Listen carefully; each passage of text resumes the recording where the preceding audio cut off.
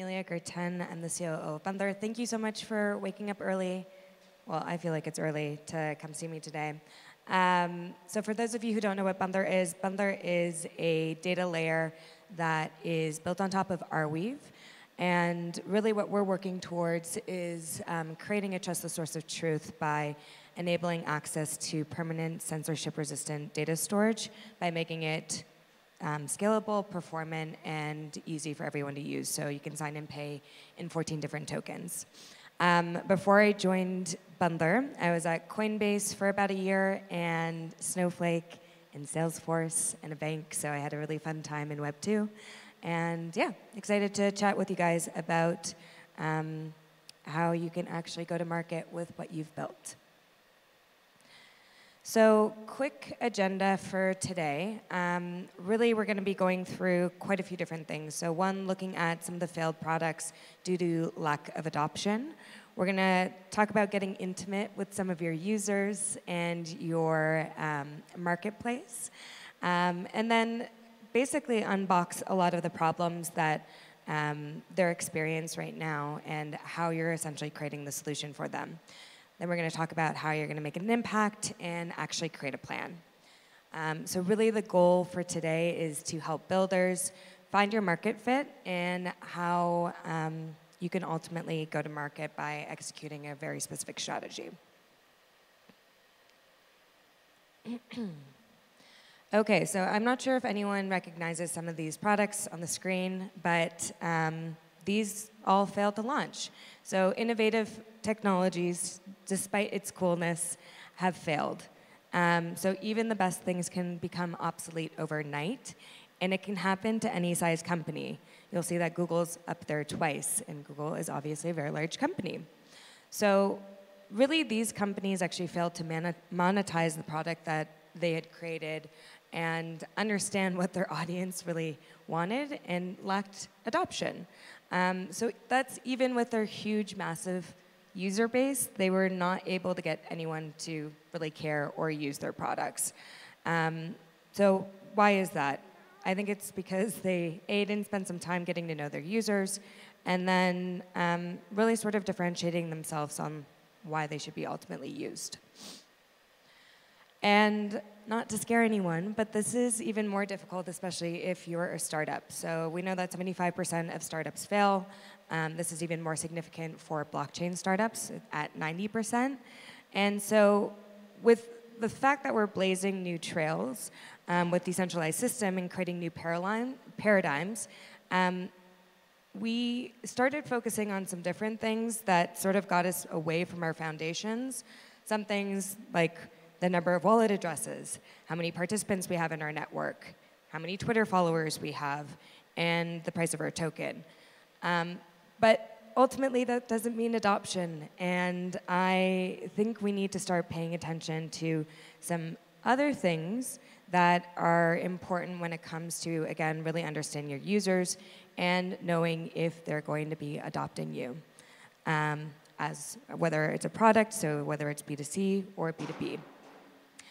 So let's talk about how we could start focusing on the right things and reconnecting with our users.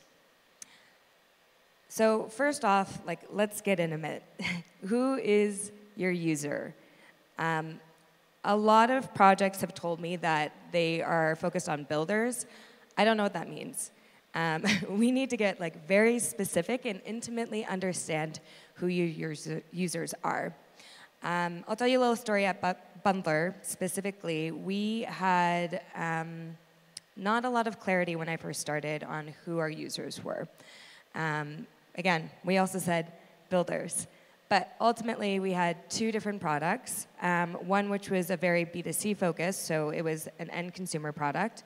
And then we had one that was very focused on back-end developers who were building decentralized applications that needed permanent data storage, essentially, which is what we initially offered. So we had two different focuses, which really wasn't sustainable for a 9-person team.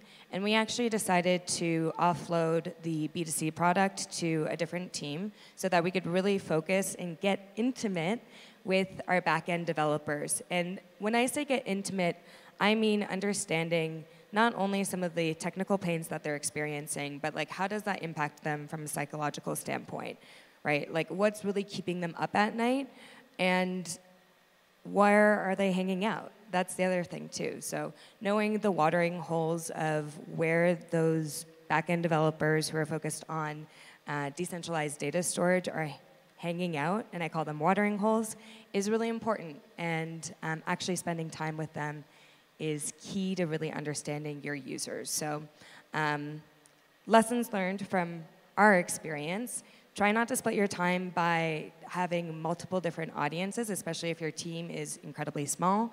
Try to focus on one audience, and again, getting to know them very intimately and spending time with them.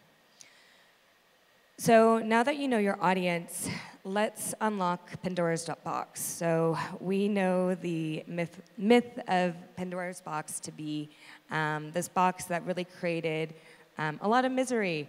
And the fact of the matter is, if you're not understanding the underlying problem or creating a net new opportunity, I don't know really why anyone would care, because you're not making their life incrementally better.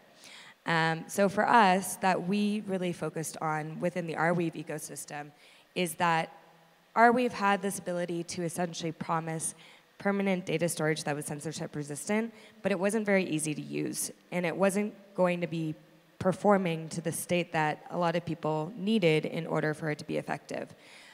So when we were unlocking what Pandora's Box was, we really honed in on specifically the scalability, usability, and performance, and realized that that was going to be the problem that we were going to lead into. So when you're thinking about basically determining whether there's a problem or opportunity, I always like to ask these three questions. So what is the problem that you're solving for? How substantial is that problem? So it might be a small problem that no one really cares about, or it's a really big one that's really impacting their day-to-day. And then again, how much misery is that audience member or the audience that you're targeting really going through, both from a technical but then also psychological standpoint. So then there sort of comes a point where you need to decide whether you're going to play in the sandbox that currently exists, or are you going to blaze your new trail? And so what the heck does that mean? Basically, you can either decide to present a solution that's similar to a lot of competitors within the space, or you can create a brand new category. So if you want to build a new one, that is going to require quite a bit of education and onboarding. I think a really good example of this in the space is Celestia and Fuel with modular blockchains. And I don't know if anyone's familiar with them, but they basically continuously repeated this new concept of modular blockchains. And they basically blazed this new trail where they were the leaders within that space for a really long time. And they were setting the rules for their own game because they weren't playing in the same sandbox as a bunch of other people. So yeah, think about whether or not you want to create a new category that is going to require more education and communication, but it presents a really great opportunity if you could do it effectively by creating the new rules. One of the things that we are currently actually doing at Bundler is traditionally we've always played within the same category of data storage, but what we've realized recently is that we actually need to create our new category. So that's something that we're actively working on as a team and creating our own rules within the space. Some things that we are doing in order to create that new category is taking a look at our community and what they're saying about us and how they understand who we are. Also looking at the competition. If we're gonna create a new category, is there gonna be competition that exists? Probably not. And when we do create that new category, they're probably gonna try to play within that. So how do we quickly position ourselves in a strong way that is going to allow us to blaze that trail and really be the leader? Once you've determined essentially whether or not you are going to play in the same sandbox or blaze your new trail, I always like to call all heroes to talk about what they do and really communicate clearly what you do and why you solve those problems more effectively than anyone else in the space. So yeah, simple question. What is your project? Why does it matter? And what makes you truly different? When I say be really detailed and specific, I mean think about your audience. Think about the people who you spent a bunch of time getting to know and tie it back to what they care about. Because again, you could build something really special, but if the people who are ultimately going to be using it don't understand it or don't really care, then they might not be using it. So again, a core understanding of what your project's DNA is really, really key to be able to effectively communicate that to individuals who are ultimately going to be using it. And that's whether you're a B2B or B2C or B2B2C, it doesn't matter. You need to clearly communicate your value. Okay, impact, impact, impact. I love business value. We don't talk about it enough within the space, in my opinion. But why is this important now? So why should someone care in this moment? What is the driving force behind what's going to ultimately make your users' lives easier? And your lives can be easier in a number of different ways. So I put a couple of examples on the screen. So how is what you're building essentially saving time? How is it reducing costs? Increasing the number of users if they're adapt, for example, improving inefficiencies, or creating new market opportunities. So one of the things that we specifically hear a lot at Bundler from our builders is ultimately they're able to save a lot of time on back-end infrastructure by easily integrating our SDK with the dApps that they're building.